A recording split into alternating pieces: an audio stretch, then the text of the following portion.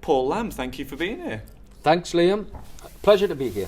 So, just seen a set with you and Chad Strentz doing the duo stuff, and obviously you've got the band stuff as well.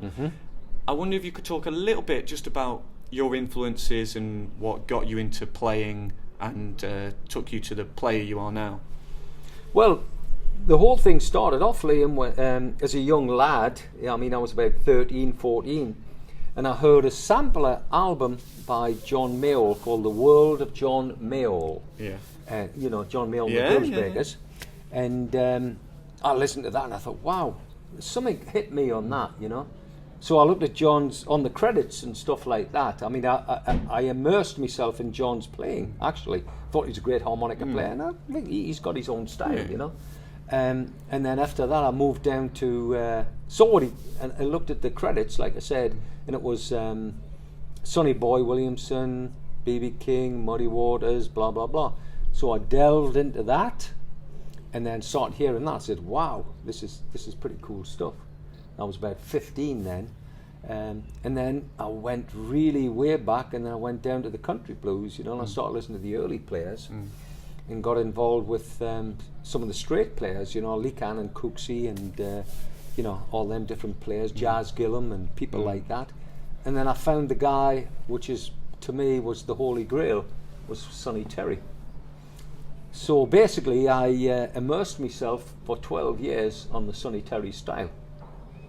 And then the next man that come up was Big Walter. And when I got this Terry style, which nobody can get the style perfectly, but I immersed myself in that, and I thought I had it pretty perfect. And then I could move on to something else, which became easier for me to play, because I could relate to the notes and play this, because they're all playing the same. They're just playing a different style. And I got onto Big Walter.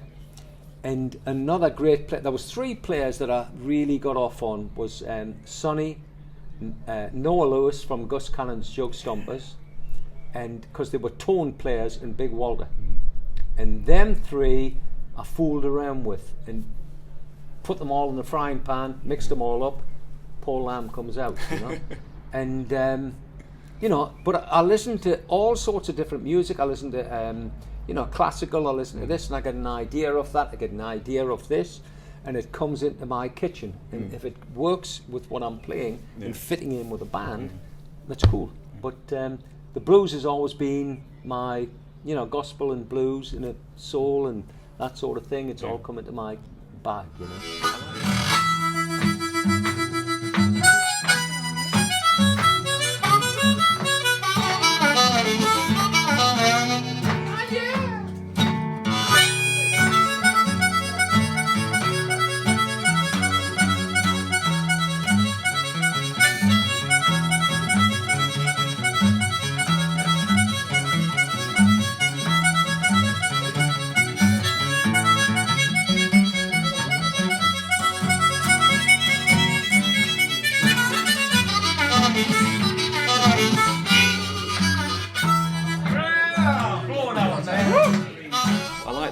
In your set, I mean, just the set you've just played, you've got a lot of blues in there, but as you say, gospel, soul, kind of, is it a 70s pop song in there as well? Oh yeah, well, great. It was just something.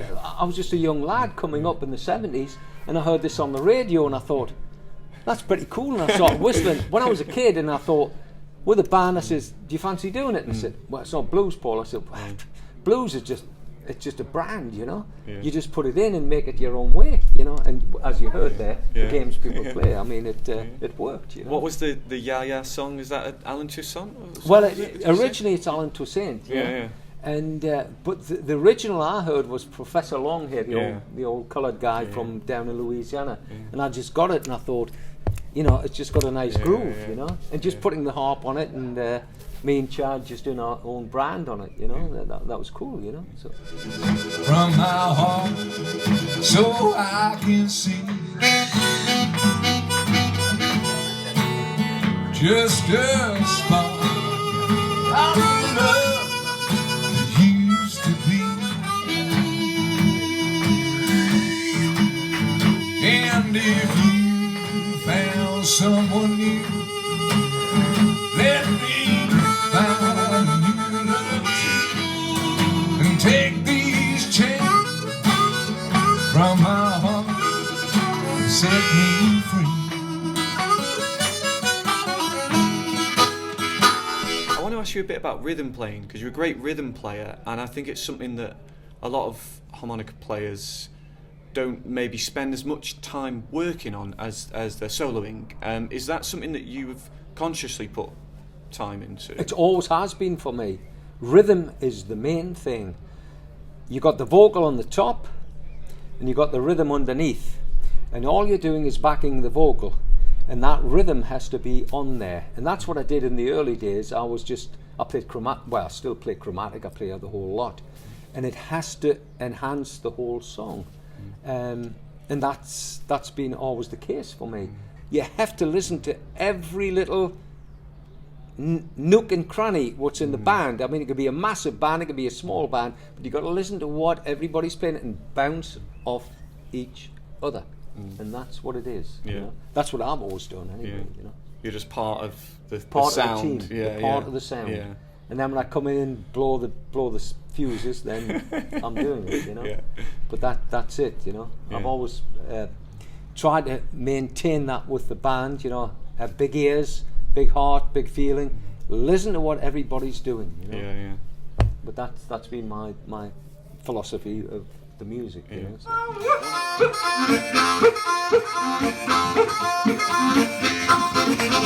One of the crowd pleasers is always, I don't even know what you're supposed to call it, hootering, hollering, Oh, the between the notes sort of noises, yeah. you know, all that. Well, that what do you call it? Well, that's all sorts of names. Sonny called it, was hooting the blues. I mean, I did one, a tribute to Sonny. I've done a few, hooting and screaming, hooting and the hollering, tooting and a hooting. You know, he just does just what he felt. And that was the whole thing with the great harp players. They never rehearsed anything. They just felt what they played and played what they felt, you know. Yeah. And that is the whole story. They couldn't. They came into the show and there wasn't anything rehearsed. They were just feeling what they felt like on the day, you know. Yeah. And if they felt good, it was great. Yeah. And if they felt bad, it was pretty good, but not as good as when they felt great, you know. Yeah, yeah.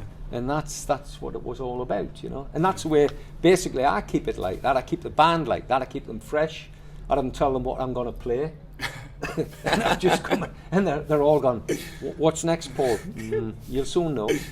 D, shuffle, Yeah. you know, and then swing, F, you know. 1, 2, 3, 4. Watch me, stops are coming in, Yeah, donk, and that's it. And it keeps them fresh, I think, you know. Yeah. I mean, I've got a repertoire of like that, you know. I mean, I've wrote songs for years and years. The band has, it's got this. And it comes in, you know. And I might pull one in, I might pull one out, I might put a new one in, or a shuffle or a swing. Yeah. But that's the way it works for me, you know. You must have learned a lot from the people you played with as well. Like you were saying earlier that you'd sat in with Brownie McGee as well at one point. Well, when I was a young lad, in the 70s, I was down in London, and Sonny and Brownie were across, and I was invited to join them with a great friend of mine who sadly passed away. I probably can't remember the harp player, can you? Steve Rye, and he worked with Prager and Rye, and he actually brought Sonny and Brownie across, and they were working with Willie Rushton and touring around the UK, and he invited, because he knew I was a big Sonny Terry fan, and that was in 1975, Right. and I came second in the World Harmonica Championships, Right. playing the blues and all that.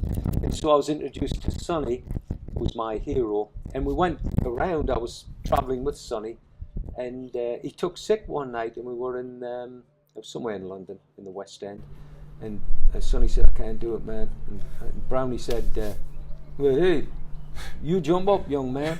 So I got up and played with Sonny. Wow. And that was, I mean, that wasn't the days of cameras and stuff like that.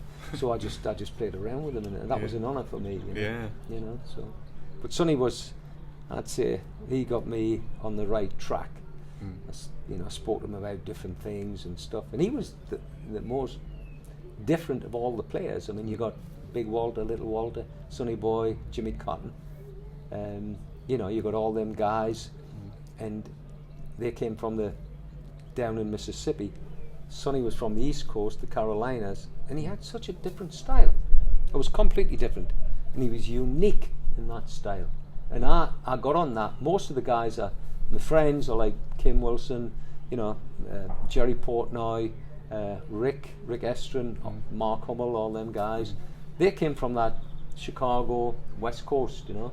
And a lot of people think my style is the West Coast because I play the chromatic and play this, but it was from the East Coast, from the Piedmont area, which was that sort of, that sort of Sonny Terry style, and Blind Blake and Ragtime, and that's that skip and the beat. It's the skip and the beat, that sort of.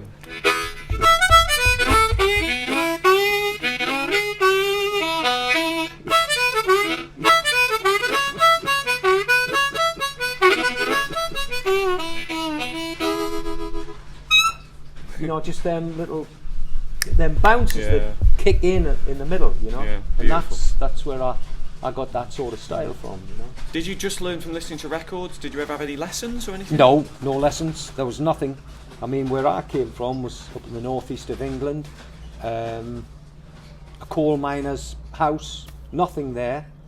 I just heard it, and I had to look around junk shops and stuff, and I found old CDs, 78s, and I got some old stuff. The greatest one, what I would say I got all my stuff from, was from Folkways album, which was Brownie McGee and Sonny Terry Sings from 1958, and everything was on there. I got everything in my vocabulary. My whole life was in that whole album, and I mastered it, and then came out of that and came into the Big Walters and the electric blues and all that sort of stuff, Sonny Boys and Little Walter, and all that. But the pureness of that sort of.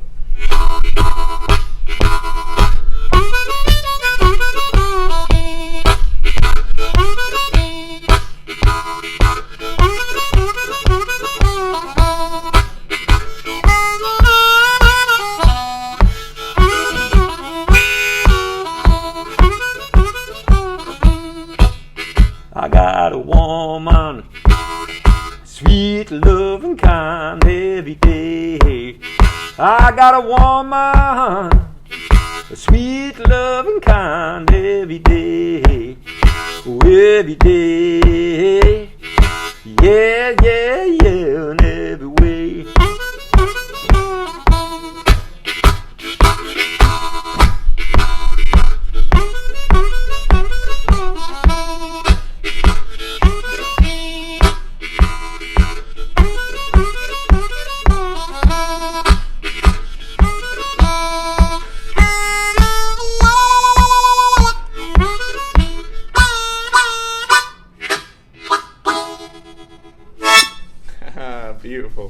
Beautiful. But that's, that was all Sonny and all that sort of stuff. But I got into Big Walter and Noah Lewis and all the players, I'm glad you mentioned Noah Lewis. I think not enough people mention him because I'm big into jug band music, and I think there's a lot of good stuff in there and interesting songs as well. Beautiful. Walk Right In and all that sort of stuff.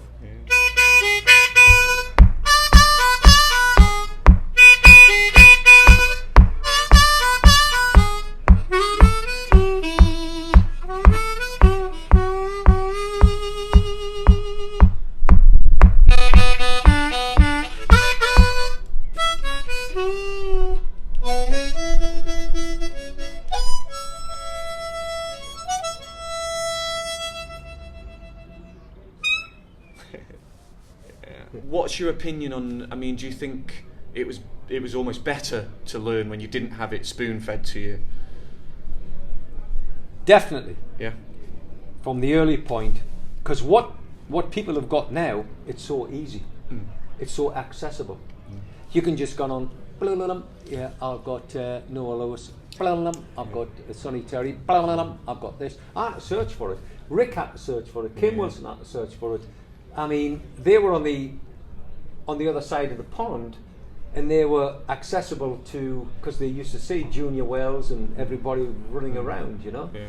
But for me, being a northeastern lad and living in the back country, it was really hard for me, you know, to get this sort of sound, you know. But I would say, for the guys, what they lack, I don't want to say it too harshly, but what they lack is the feeling. They're just I've got that, I've got this one, I've got that one. But what they're lacking is that, you know, that balls underneath, you know. And that's what you've got to have. Yeah. You have to have that, because you're playing with blues music, you're playing with the feeling, you're playing with soul, you're playing with this, you're playing with that. And if you haven't got it, I can hear them. I can hear when they're playing. They're good players, they're technicians, but their head's in there, and it's not in there. Yeah. You know, and a lot of the great blues players, it wasn't in there, it was in there. You know, in the soul and in the heart, and that's what they came from. Yeah. You know. I think there's a lot of value in what you're saying before about serving the song and being part of the sound and part of the band, and all the value that comes with that. And I think that comes across in your playing. It's been a real pleasure to hear you play and to have a chat with you as well. Fantastic. I'm going to let you go because I'm sure Chad is waiting to get on and do your second set. But thank you very much for chatting with me. Thank you very much, Liam. Cheers. It's been a pleasure. Thanks, Thank you, Paul. sir. Thank you.